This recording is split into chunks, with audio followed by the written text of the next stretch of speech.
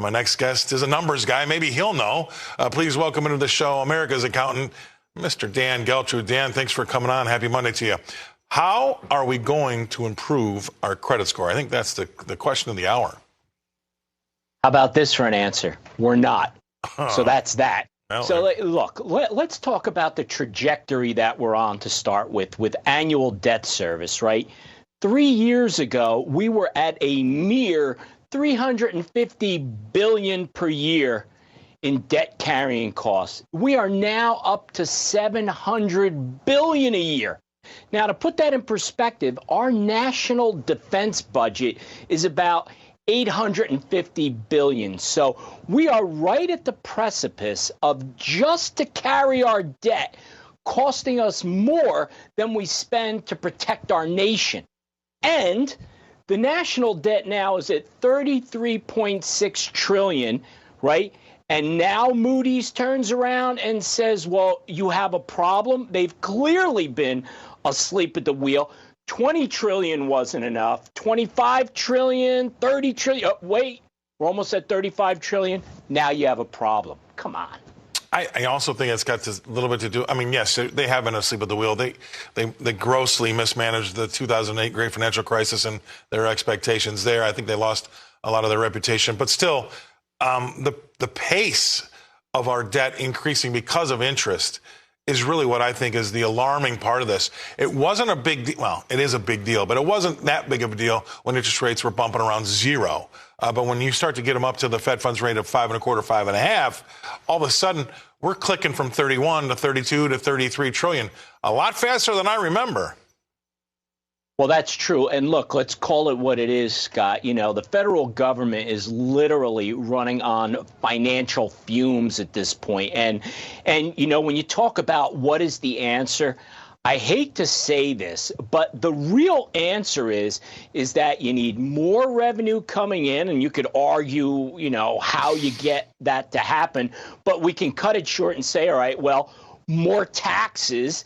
And the other side of the ledger here is that you have to cut spending. Now, listen, Congress has no stomach whatsoever for cutting spending. And that's whether you're a Democrat or Republican, by the way. Right. The Republicans being holier than thou, well, the ledger doesn't add up for them either.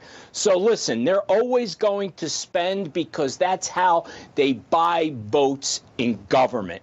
And that's the problem as to why I don't really see how we get out of this.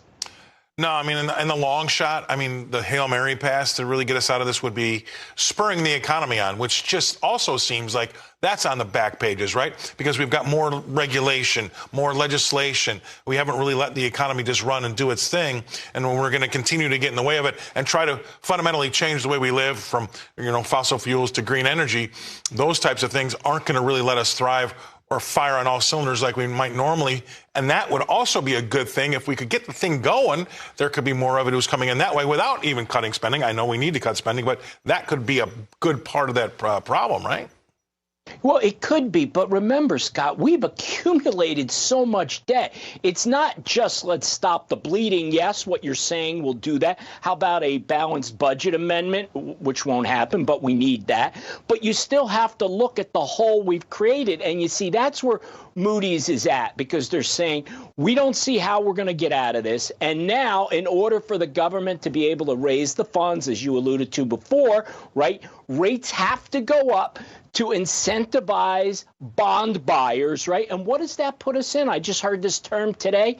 It's a fiscal doom loop, because you never get out of it with interest rates going higher. It's like credit card debt. Well, I mean, the U.S. government wouldn't be the only. I mean, we've got cities, municipalities across the country that are experiencing that same thing. They have to pay higher interest rates on more and more money that they need to borrow, and it just keeps feeding on itself. And there isn't really a way out except for that dirty word called default. Is that something that you're actually thinking about?